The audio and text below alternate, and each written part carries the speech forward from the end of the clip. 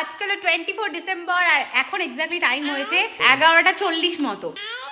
ভাই বলছে আর 12টা বাজলেই 25 ডিসেম্বর হয়ে যাবে। 25 ডিসেম্বর হচ্ছে আমার মায়ের হ্যাপি বার্থডে।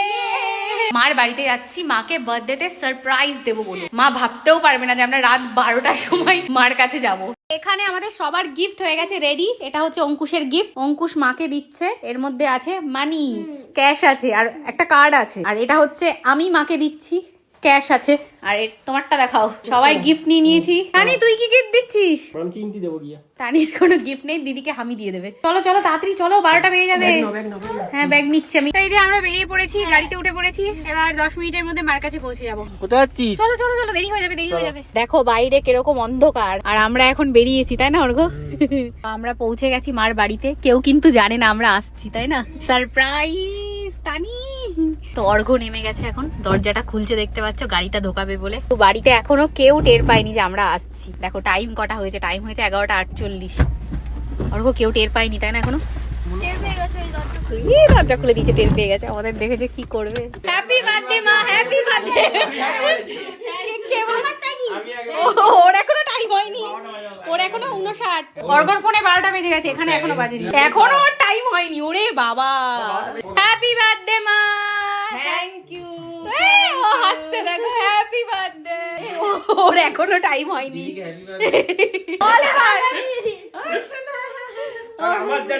তোমার গিফট দাও Ankush.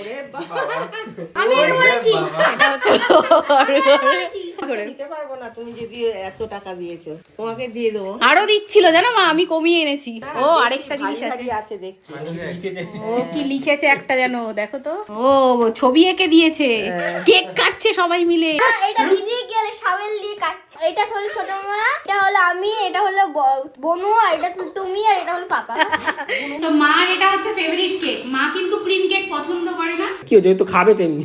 Happy birthday to you, happy birthday to you, happy. আমার মনটা নেবাও, মনটা ফুদাও।